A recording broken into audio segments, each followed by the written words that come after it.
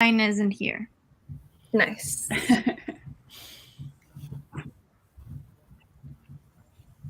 Are we live? Oh, yeah. Hello, everyone. We're going to talk about Downdrift by Johanna Drucker today for the Climate Fiction Book Club. This was a bit of a mess, like the whole organization of this and the talking about this. I don't know if anyone's read it, but we're going to talk about it today. And if I don't even have any questions, and if we don't come with anything to talk about, either we'll just talk about climate change stuff or it will be a short episode. Sounds good. Yeah. So none of us finished the book, which is kind of maybe we should talk about why we didn't finish the book. Do you want to start, Sim? Sure. I mean, my thing with it is that it doesn't have a plot. Nothing that I would call a plot or that is generally recognized as a plot. So basically the book is about what if animals started acting like humans, and that's called Downdrift. It's human behaviors are bad, and the animal kingdom slowly over the course of the year, it goes month by month, are falling more and more prey to behaving like humans. So squirrels start knitting sweaters and badgers are doing taxes. There's only two characters that are it jumps between lots of different species, but there's two characters who are followed throughout, which is a domesticated cat named Callie and a lion. And both of them are seem like maybe they're more uncomfortable with all of the changes going on than the rest of the animals. And it's also, the narrator is a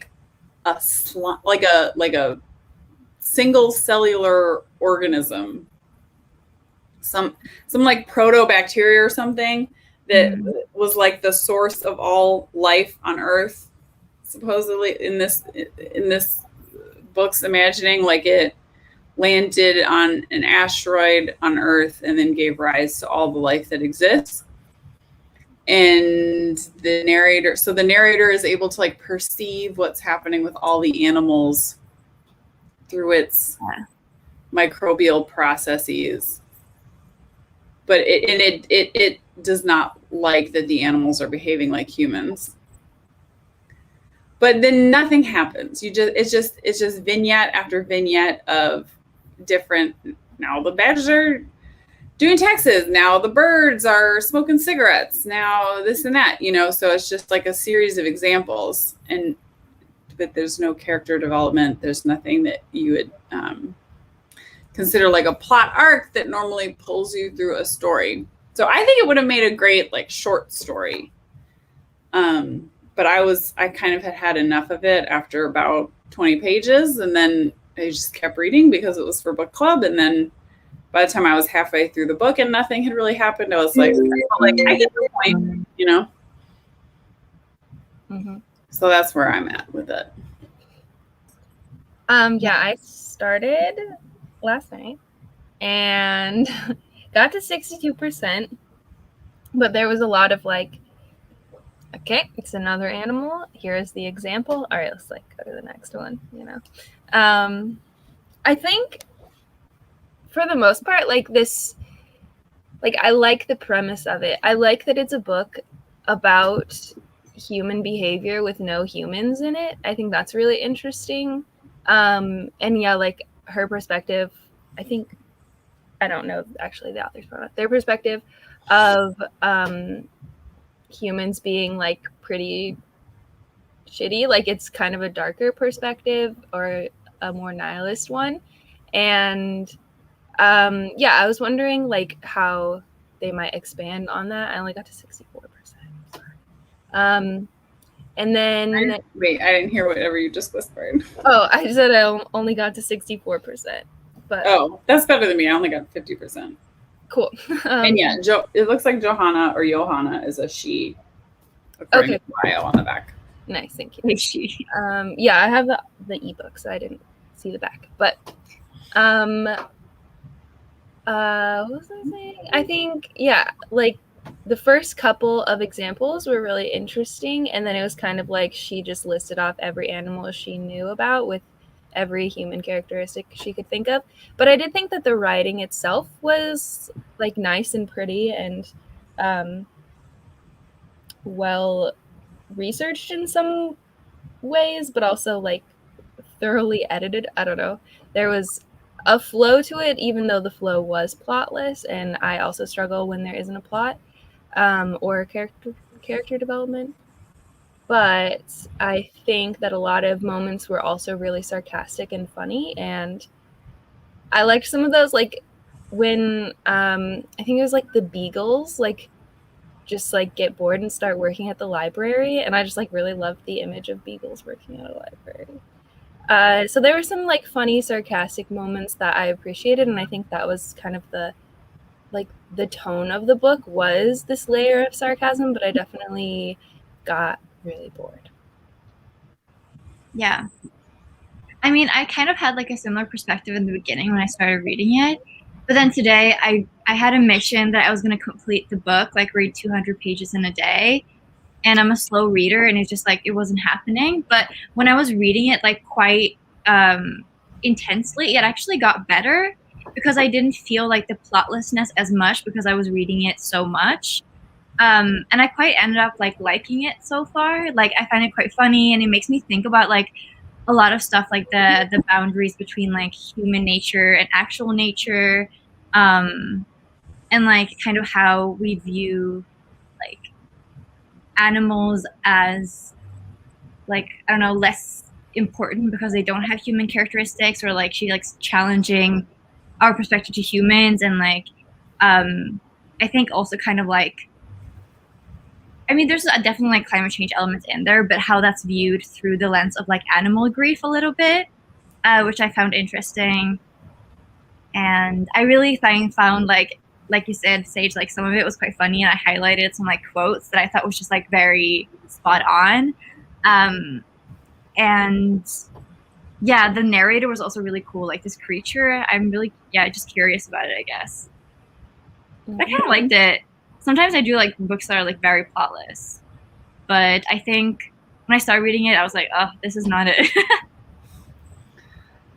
I guess I also had a hard time with the climate nihilism of it, and or the ecological nihilism, and just this having just read Braiding Sweetgrass and having been like hugely affected by this idea that's been hidden to us by Western capitalism, that it is possible for humans to live in beneficial reciprocal relationships with the natural world, and that is something that civilizations in the past have achieved and that indigenous people today continue to achieve. And really being charged up by that idea, just this like, it was just so depressing to me to see the flattening of human behavior as bad and animals. And we're going to show you that by showing animals acting as humans and how silly that is, or how depressing that is. I was just like, I don't know what to do with this. I don't know what to do with this. I think there's some good parts though. Like for example, like some of the dad lions start to become like more fatherly and taking care of like their children, because all of a sudden they had like an emotional attachment to them. And then there was like certain parts where they started like communicating more and like having collaborations as well. Yeah, but isn't it? But from the perspective of the narrator, that's all decay and corruption. Like, and the fact that like the animals, like the predatory animals, can no longer hunt because social mores have changed, so that it's like not allowed for animals to prey on each other, is seen as like, I don't know, silly. And it is silly that they wouldn't do that. I didn't know if that was like a critique of veganism or what. Yeah, I mean, if everyone, like, if we knew that animals have like the same consciousness or level of like intelligence as we have, like, would we still feel just as okay with eating them? Yeah, like, because everything is like, conscious. it can be weird. Everything is conscious and capable of communicating in this book. So even like they have to like negotiate with their gut bacteria sometimes. I feel like I do that on the daily. I am always negotiating with my gut bacteria. I had something to say. Did I forget it already? Possibly. Okay, hold on. It'll come to me. Yeah, I found that interesting, especially about the bacteria and like also like how they were perceiving like the toxins of the soil and like there's maybe that comes later, but there were some like really interesting parts, I feel like. I did like that line when the lion could smell like the heavy metals in the water and how that was worse than anything he'd ever smelled before. That moment stuck out to me. There was not a lot of interaction with humans. Sometimes it would be like, oh, wait, the animals are just like, it's not like a separate animal kingdom. Like animals are starting to work jobs that humans used to work, you know, or they're working alongside humans. I'd be like, oh yeah, right. There's like humans in this book, but they're never mentioned directly. Yeah. Which is kind of like in itself a statement on how we're just going about our lives as if animals aren't coexisting, you know? Yeah. Absolutely. With everything that we do. Yeah, okay, I also highlighted some things that I thought were funny and also interesting because in each vignette there is like, this is my fidget right now. In each vignette there's like, well, maybe not all of them, but in a lot of them there's like subtle commentary on various like human characteristics or also like things about climate change. But some of the interesting things that I highlighted were, so they say like in the beginning that a contagion of affection spreads, and then later it says narcissism is transmitted by sight. And I just thought like that it was interesting how, I don't know, maybe like that was something that I was not like that was there that I wasn't catching as much of, is that there was like complexity to the human characteristics that the animals were given and like taking on. And I think that that is important to like have nuance in a conversation about human behavior in the context of climate change. Yeah, I don't know. I think like I have this continuous problem with like eco fiction and climate fiction where I want more commentary on like the billionaires running us to the ground, you know? And maybe that comes later in the book and I didn't get there yet, but maybe that's like a theme that I wanted to see more. Yeah, that's I think that's kind of what I mean about like the flattening of humanity, which you get from climate nihilism, we actually had a discussion breakout in the Discord about this that got a little heated, right? About you can't just say humans are the problem, humans are the cause of climate change, because there's very varying degrees of who is responsible for climate change. And there are indigenous peoples who are not in any way responsible. In fact, like their entire culture revolves around like fighting climate change and preserving local ecosystems and living harmony. So that kind of flattening of responsibility, it's just like, oh, it's just humans are just the problem. Our behaviors are the problem. Yeah, that kind of rubs me the wrong way. Yeah, I also had a problem with the narcissism thing, because so in the book there's like narcissism is like a contagious disease.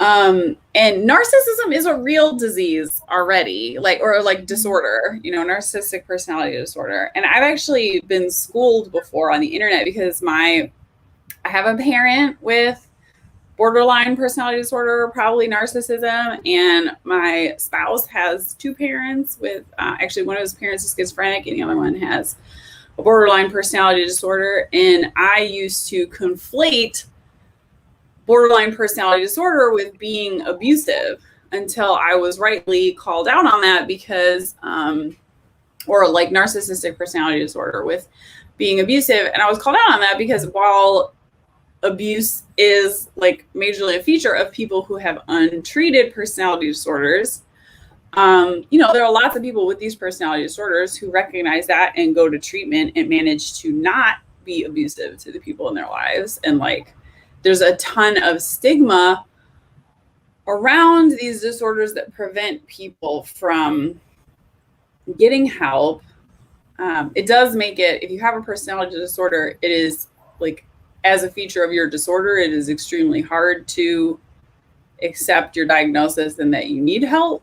But there's definitely a lot more awareness of it, and the stigma does not help. So I have been yelled at on the internet before and learned my lesson about, you should not use the word narcissism to mean selfish or evil. This is like a real disorder that people struggle with and learn to manage and go to therapy for, and can represent a range of people. So I really just didn't like that narcissism was like a contagious disease ruining the animal kingdom and the entire world in this book. I thought that was a bit ableist. That makes sense to me. What were you gonna say? Well, I forgot. Okay. Probably was important. What were some things that you highlighted? Well,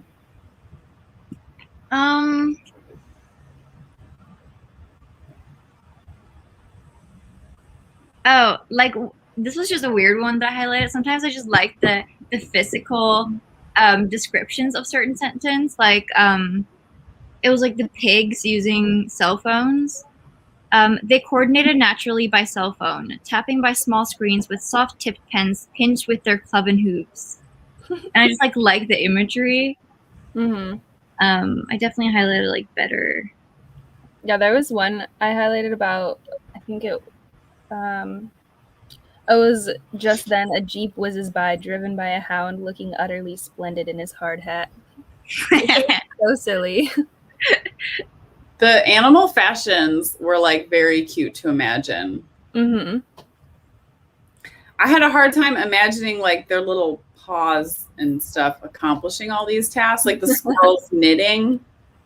What does that look like? Or there were fish that had a line of fish clothes, but they had branded their clothes anyways.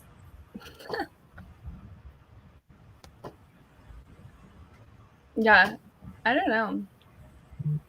I guess I get the commentary, and especially I don't know, I think you how you described it in the beginning, Sim, is okay, yeah, that's the book, and then it didn't really do much more. I almost wonder what it would look like as an anthology of these stories, but with slightly different, with little plots within each animal situation. I think maybe that would have worked better. It could have had a plot. That's my thing, is the premise was cool, but you could have given it a plot, right? You could have had multiple characters interacting and wanting things and seen that out. I wonder, SCENE. It's kind of when I was thinking about it in my head, I was describing it as Alvin and the Chipmunks meets a biology textbook. Because it's written sort of yeah, I don't know, factual in a way. Obviously not like that, but it's just, yeah, objective almost. What did it change the way you think about some aspect of human life, or did it, how did this book change your thinking at all? or how you feel about certain things. I was thinking, okay, if I could just, I found a quote that I really liked that says, they too are aware of the deep sadness that drifts through the soil, and they too not thrive on toxins. Oh, they do not thrive on toxins. They are convinced they give more than they get in return in the larger scheme of erosion,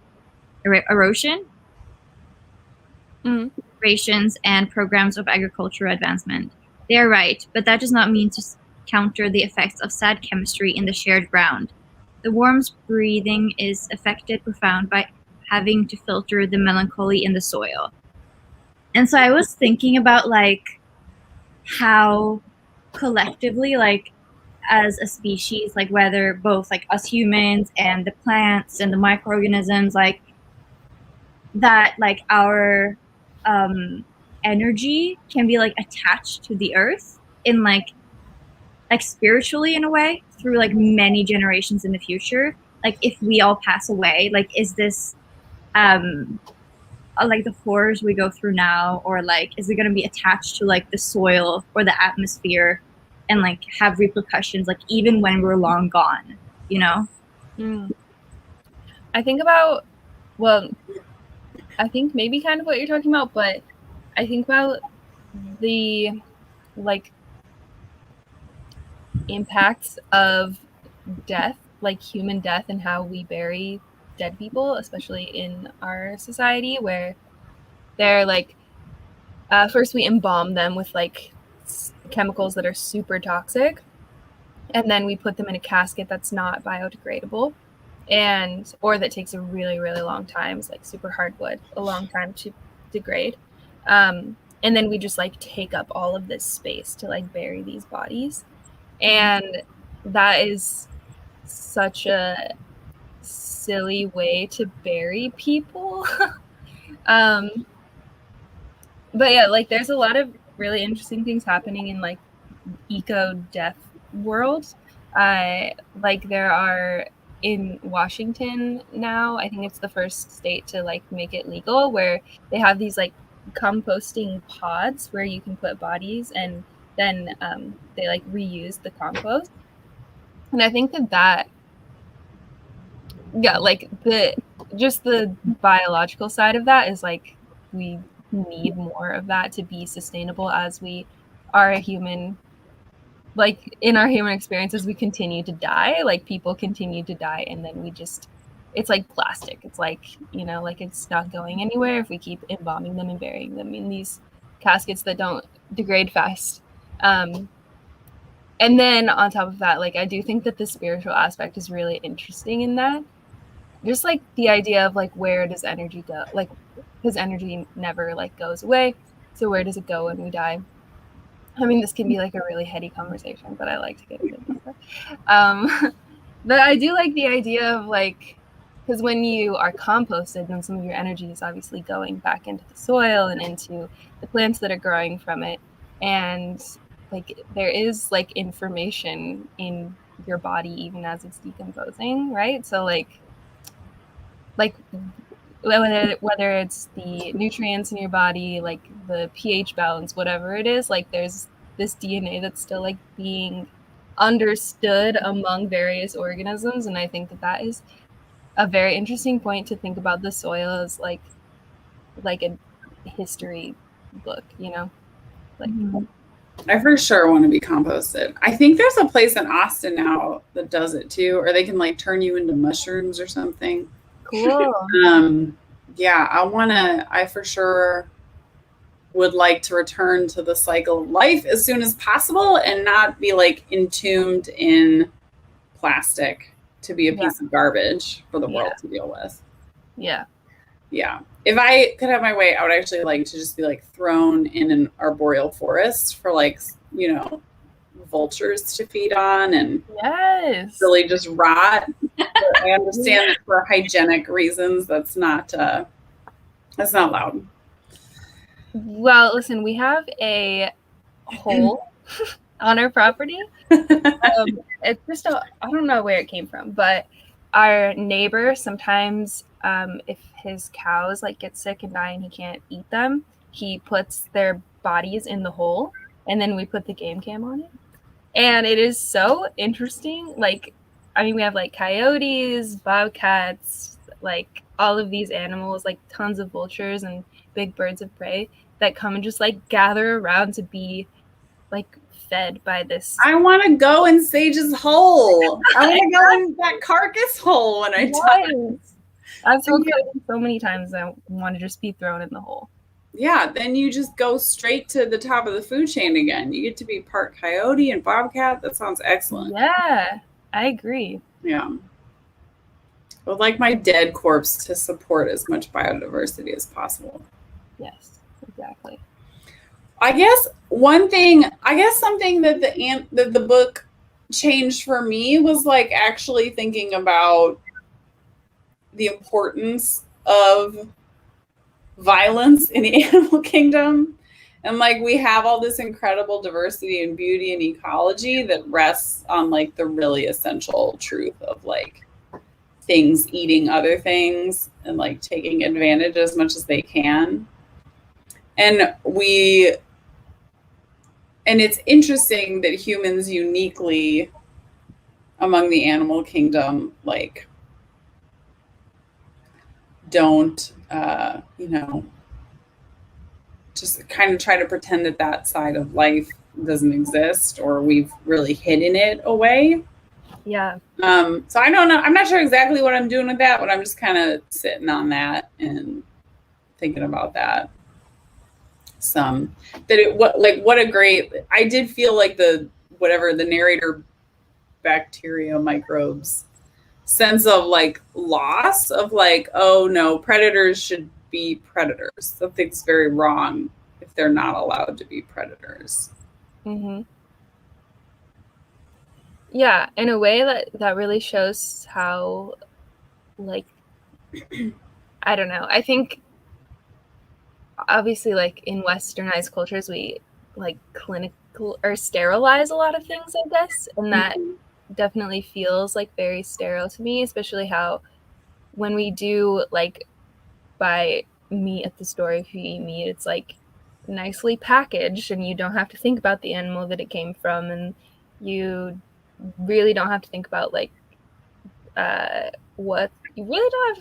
what's pumped in it to like make it fatty and like all of these things.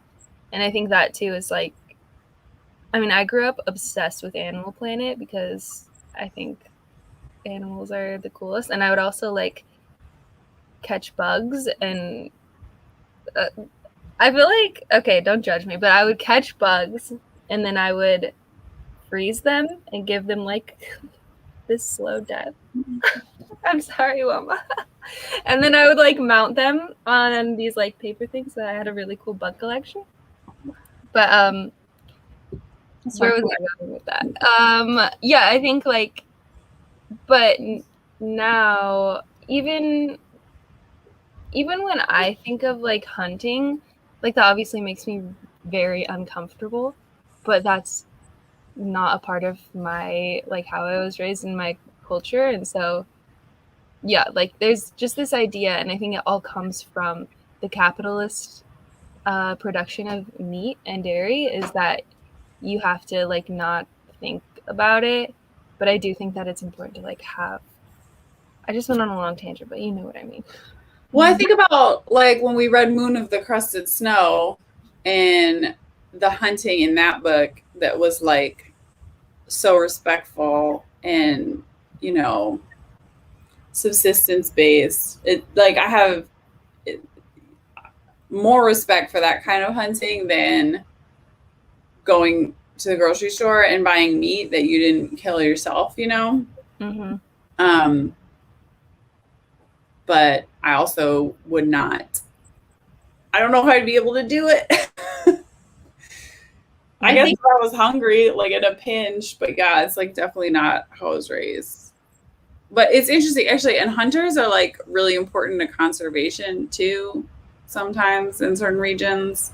Mm-hmm. Like there's a lot of natural, in the US, there's a lot of national forests and parkland that is pretty much only maintained because of hunters.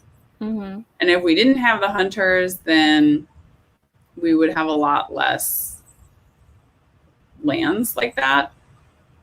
So that's an interesting tension between conservationists and hunters. Mm. But then sometimes but then there's the hunters who just want to like go kill all the wolves, which is like not okay. Yeah. Yeah.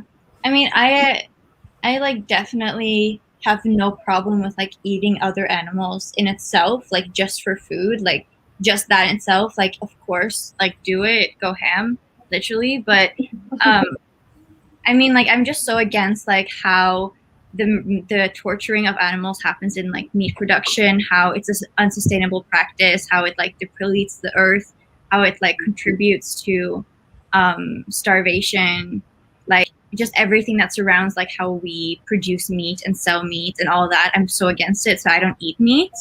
But if like our society was completely different and we all need to like fulfill our dietary needs, so I'm not against that. I just can't stand the way that it is being done today, you know? Mm-hmm. Yeah. But then that's like, I'm a hypocrite because I eat meat. Great. If I lived alone, I'd be a vegan, but I don't. It's hard because, at least in the U.S., it's really inaccessible. Like, I get WIC here, which is, well, it stands for Women, Infants, Infants and Children, but it's through a Medicaid like program. And on the list of things that I can get, it's like super limited. And it's like I can't buy anything that's like organic, and like I have to buy like cow milk only, like only white eggs. Like it's so weird and specific and doesn't allow for like actually good food.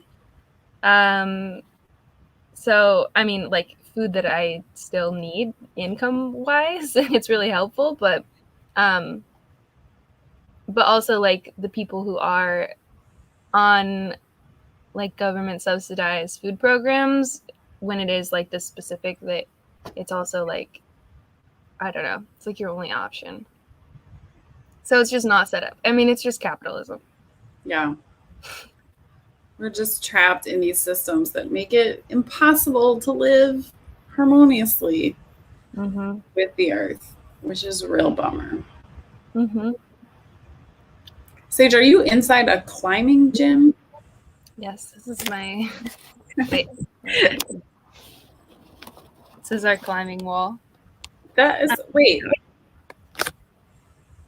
That's a wall? Isn't that the ceiling? Are you under a bunk bed? What is happening?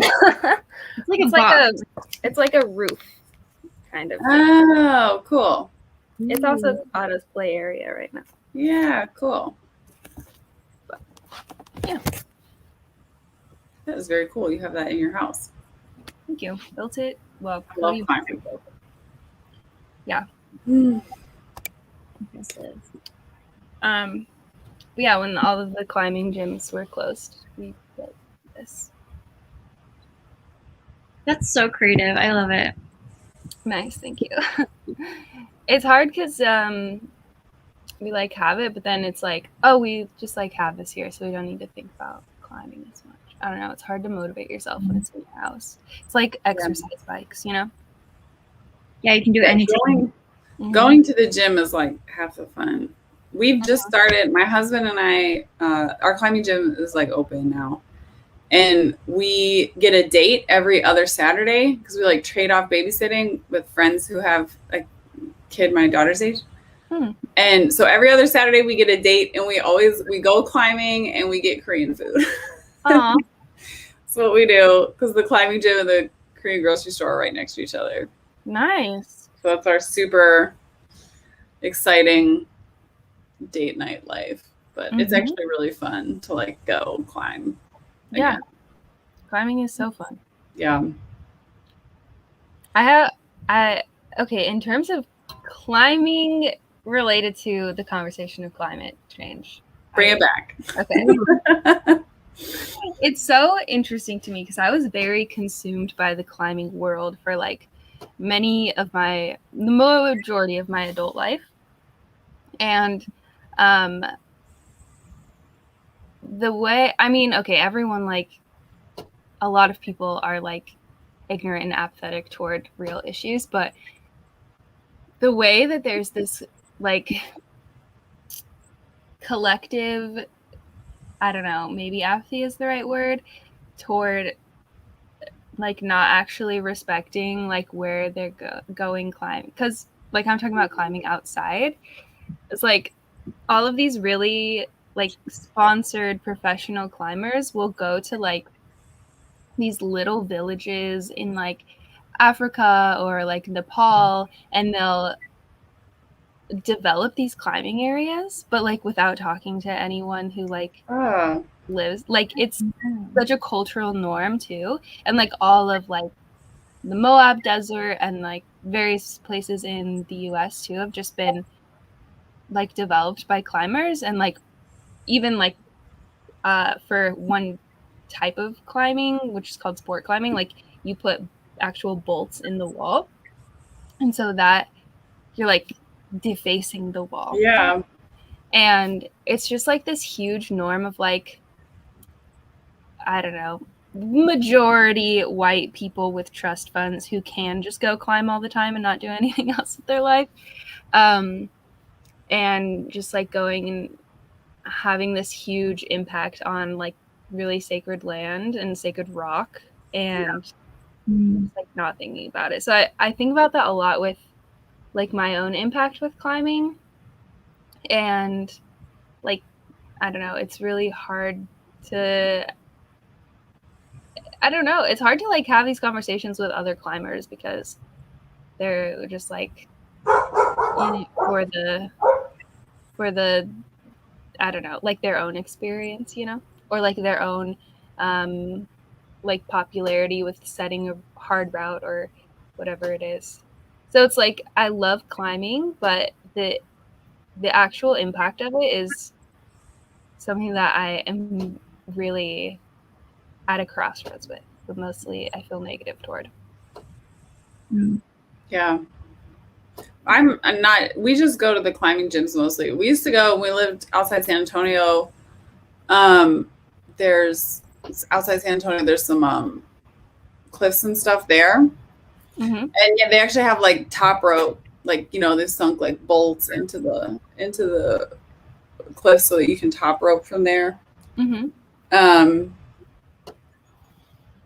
Yeah.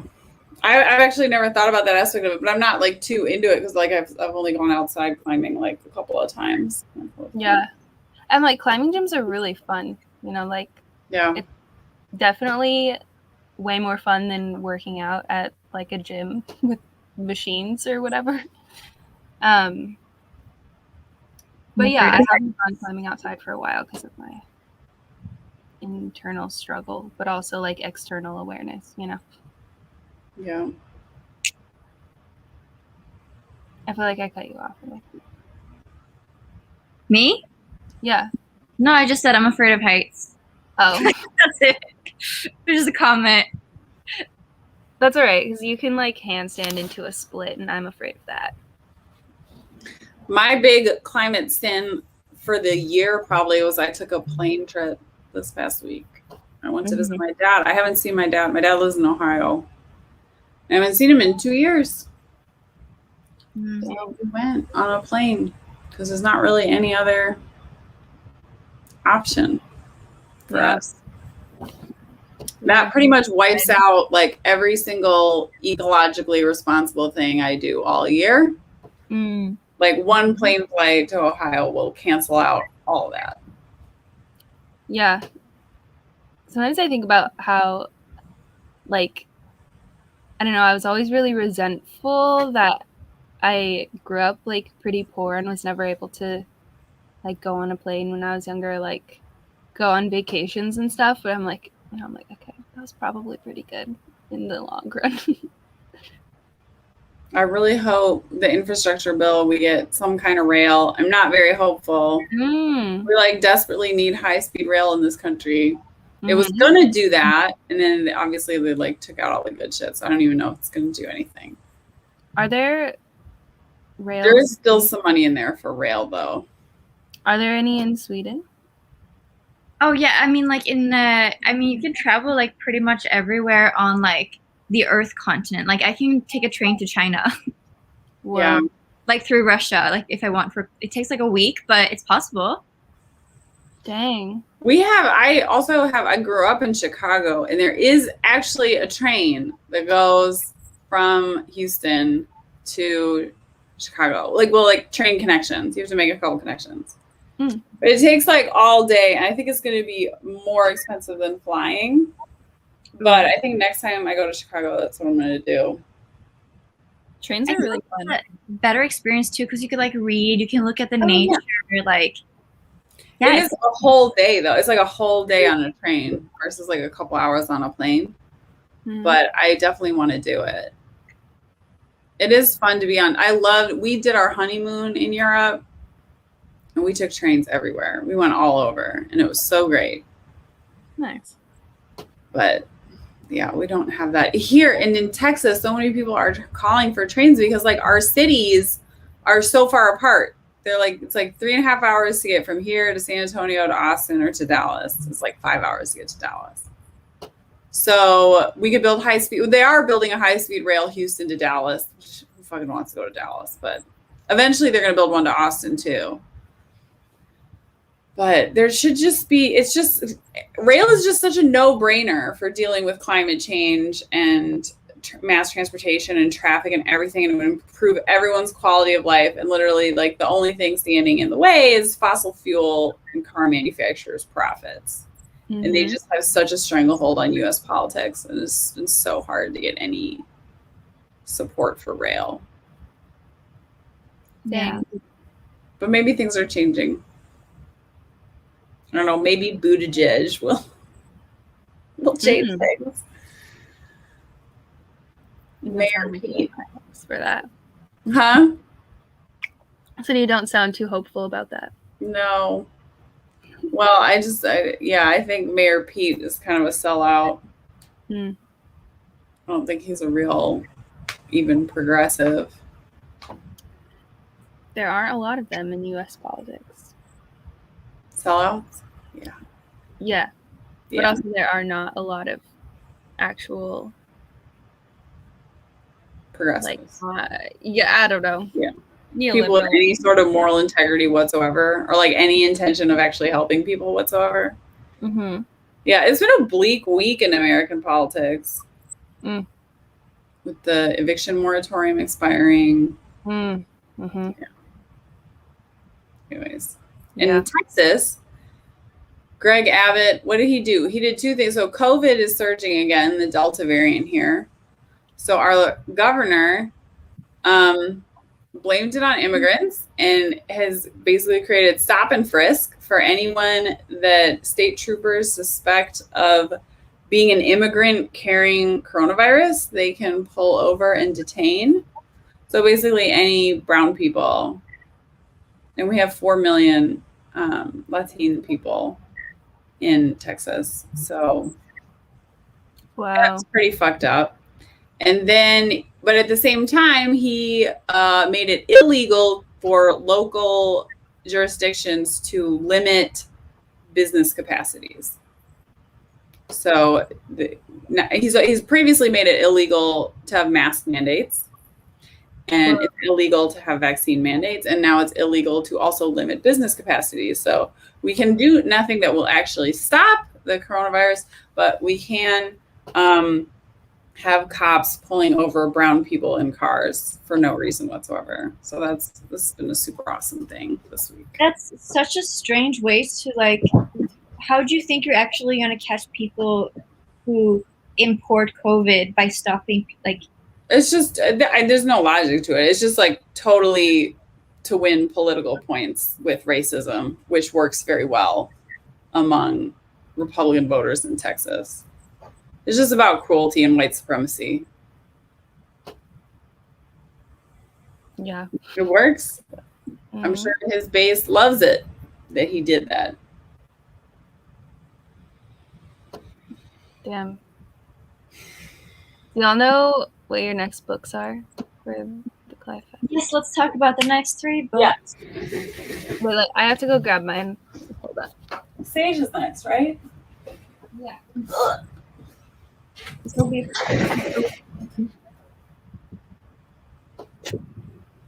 I don't remember what I said. Wait, I will wait until you guys say yours. And then.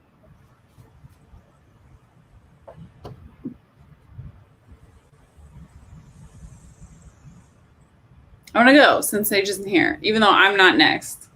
But just so there isn't a big weird silence. Okay. So, It's fine. There's no one watching. oh, there's Sage. Okay, go ahead. Yeah. Okay, here's our next book. Goldstein Citrus. And what's it about? Okay, so similar to Parable of the Sower, which does make me a little bit nervous to compare anything to Parable of the Sower. But this is about a okay, I'll just read back. Drought has transfigured Southern California into a surreal, phantasmagoric landscape. Most of the Southwest has been evacuated. Luz and Ray are holdouts squatting in Starlet's abandoned mansion and subsisting on rationed cola and whatever they can loot. Scavenge and improvise, their love somehow blooming in this arid place. But when they cross paths with a mysterious child, the thirst for a better future begins. Immensely moving, radically disquieting, I just ran up the stairs, I'm so nervous. And mind-blowingly original, Gold Fame Citrus explores the myths we believe about others and tell about ourselves, the double-edged power of our most cherished relationships, and the shape of hope in a precarious future that may be our own. So what I've heard about this is that, yeah, it's very, like, obviously drought-struck in Southern California, but there's also kind of this, like, Hollywood drama plot line, which is interesting. So for mine, we talked as a group and decided we want to sometimes read nonfiction as well as fiction, like keeping fiction the main focus of the book club, but sometimes bringing in nonfiction.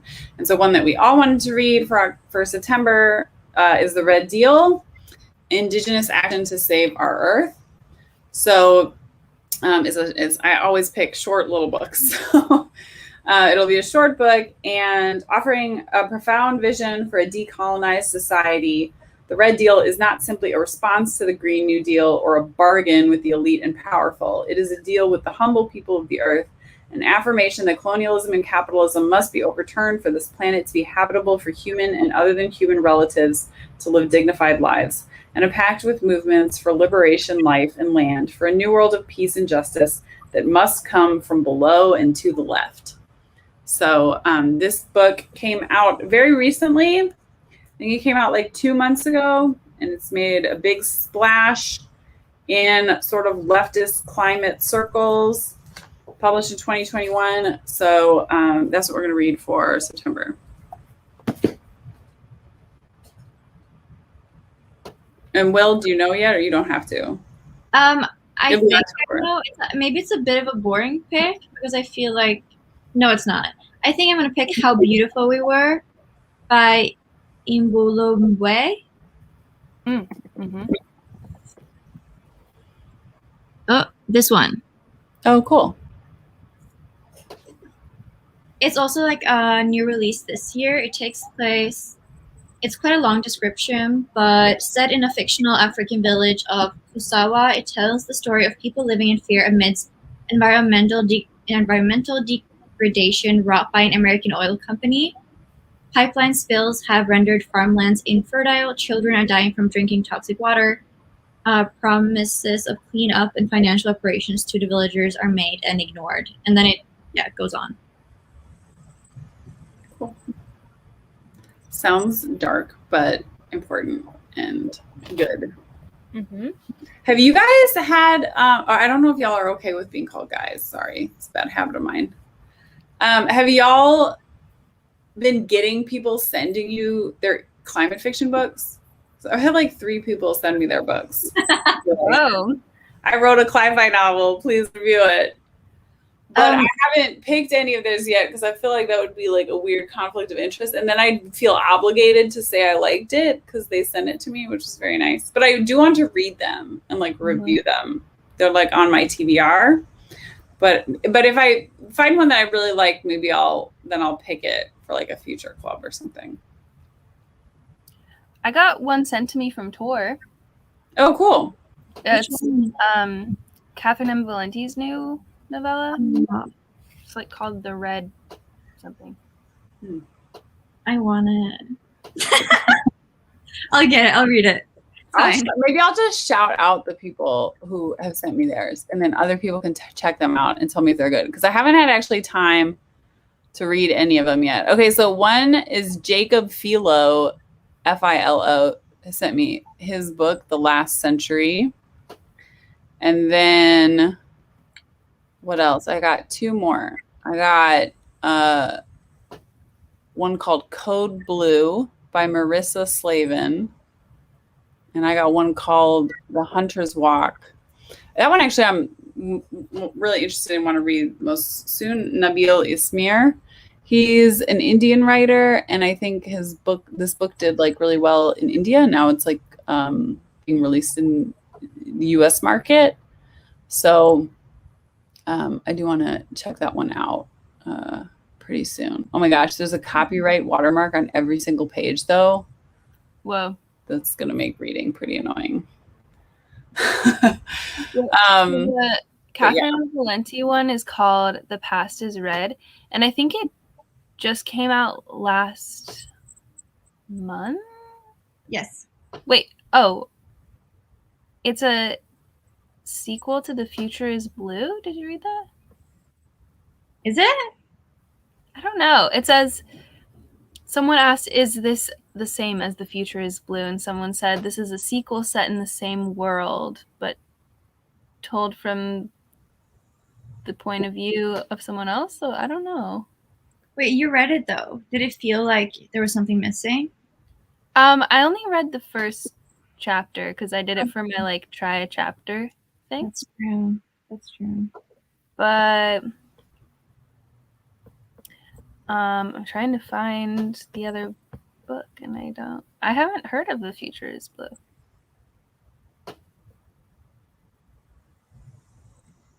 She has a lot of books though.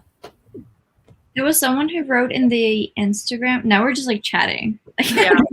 There was someone who wrote in the Instagram. I didn't reply because it was directed towards you, Sim. I super appreciate y'all for starting this club. And Sim, I resonate very much with this sentiment, but then I don't know what the sentiment was. Because it was a story and it's gone now. Oh. But someone really felt what you said. Cool.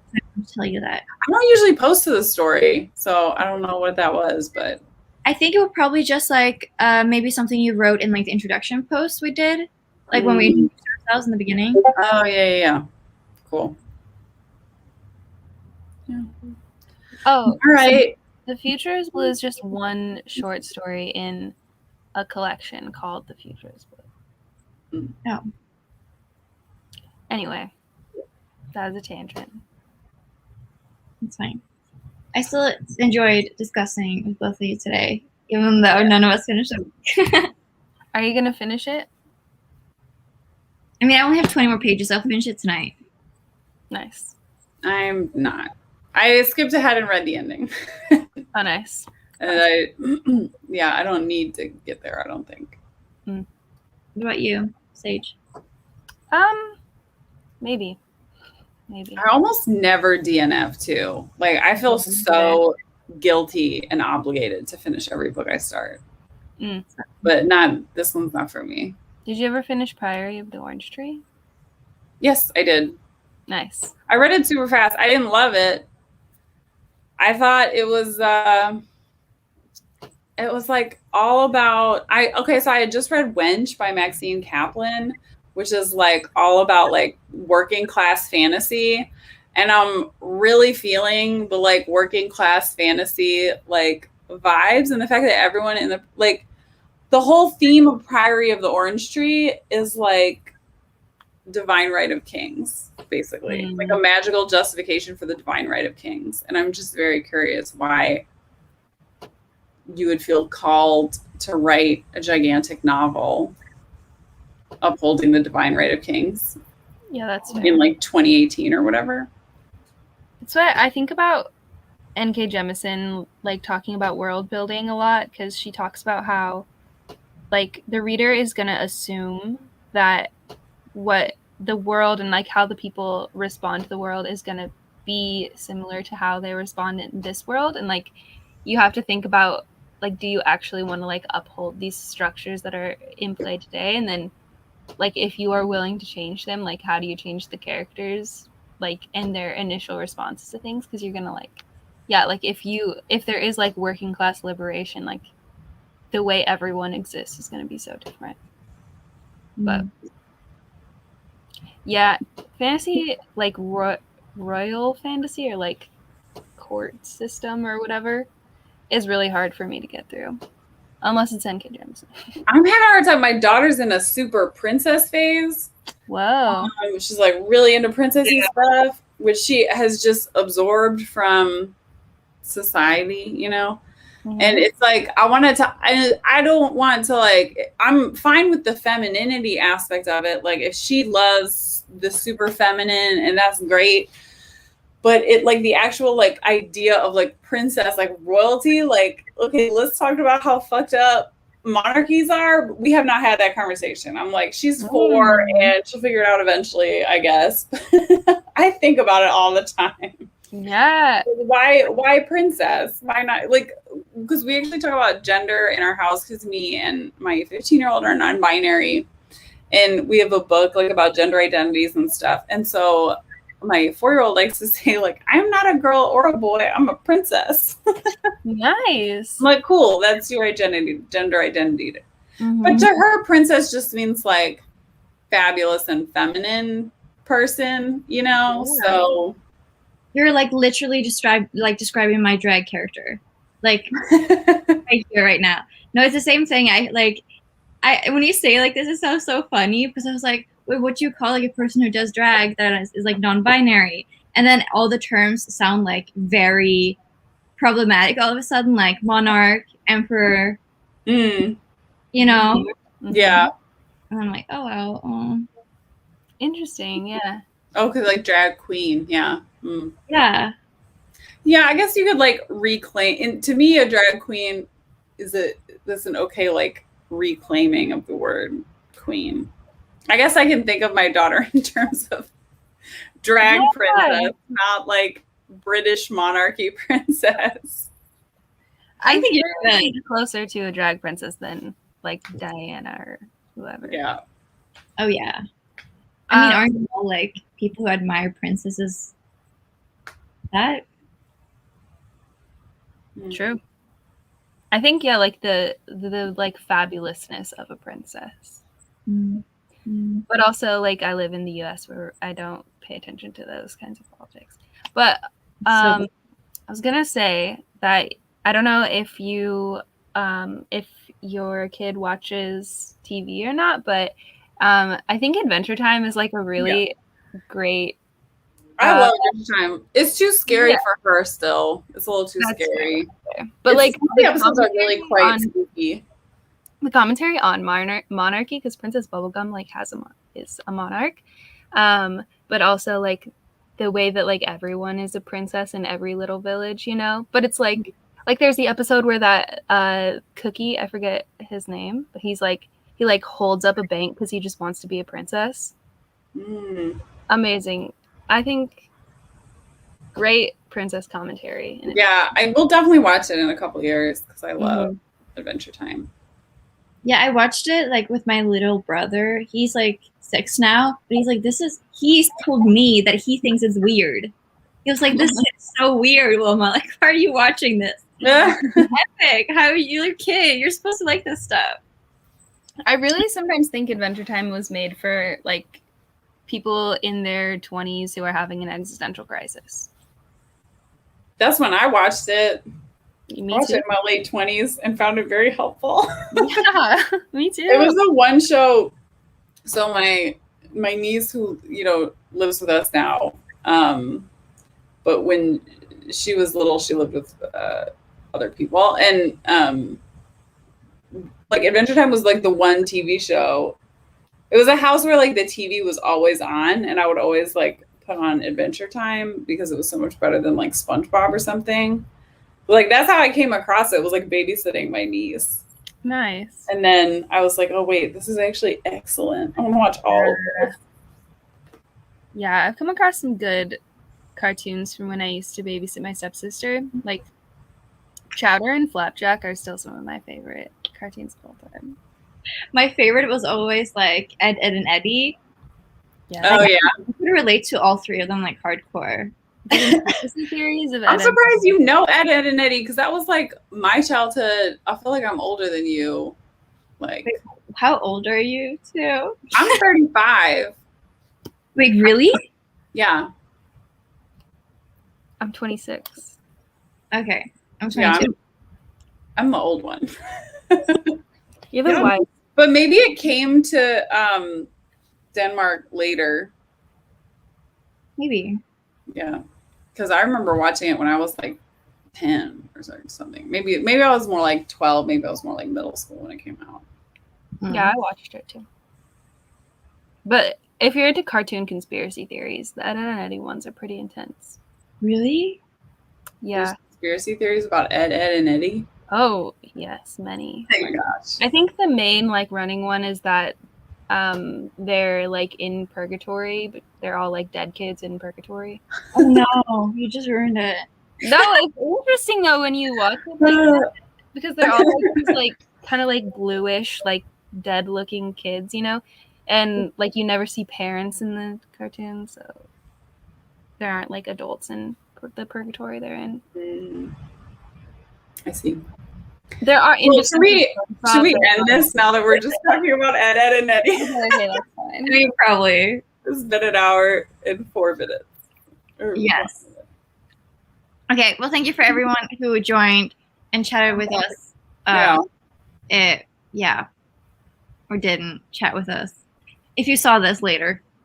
And hopefully you can just like follow the Instagram if you want to update and reminder on like the books that we're going to book club read for the next 3 months. And next time will be on Stage's channel.